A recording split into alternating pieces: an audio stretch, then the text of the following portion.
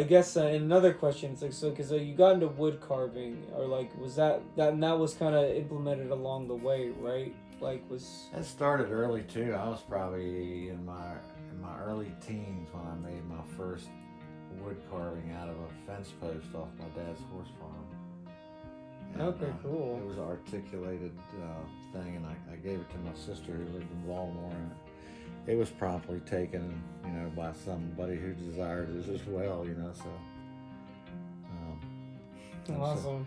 then I started doing more wood carving once I got the hold of some good, some nice wood, and had some other ideas in my head, and it's just so relaxing when I'm creating something like down here. I can't think about anything else. To me, it's like fishing. When I got a line in the water, the rest of the world goes away. And the same with, I focus on what needs to be done. And people have asked me, well, how do you, I do takeaway sculptures. A lot of people are like, with clay, you add clay to the sculpture to create what in your mind's eyes, is right. Well, when you're doing takeaway, like as in, the old school sculptures, they say, well, how do you do that? I said, well, you have in your eyes, in your mind, what you want to create, and you have to remove everything else until you are satisfied with the end result. So once again, you have to, have forethought and think like 3 or 4 stages ahead. How is everything going to affect everything else during the process? So, once again, it's fascinating, and, it's relaxing. And on top of that, you're making something unique. That brings me joy. It brings other people joy. I look at it and laugh and smile, or, Yeah, absolutely.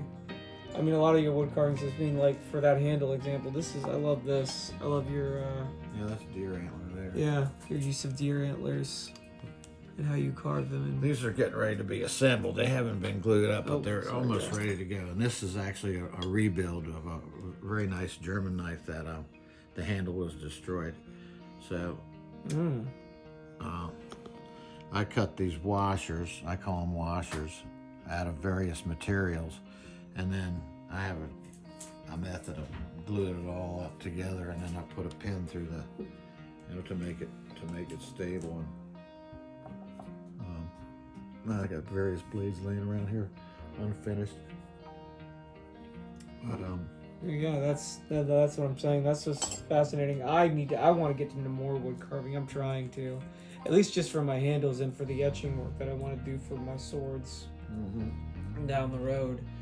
But that's definitely takes a lot of dedication. I feel like in a lot of ways wood carving takes some more patience. I mean, does that take a while to carve this? Is it like that's deer antler there. When you carve the deer antler, does that take a while to kind of? Yeah, I use a Dremel a lot, and other people use Fordham tools. They're rotary, right? High-speed rotary cutters.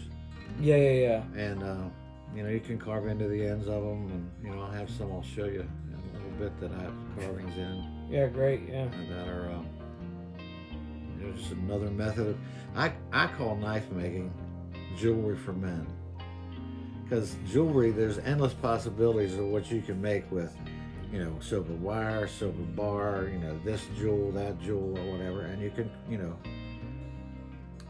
make it an endless variety of items. Well, it's pretty much the same with knives. You can, the blade can be curved, it can be Damascus, it can be blunt for whatever specialty need you have, and so you just have to decide what you want it to look like and try and make it practical, as in sturdy and cool, And then you have to make, one of my least favorite things about knife making is sheath work. I mean, I've learned to do it, but it's just another whole craft you have to learn to, because when you sell somebody a knife, you can't just hand it to them, wrap it in newspaper or something.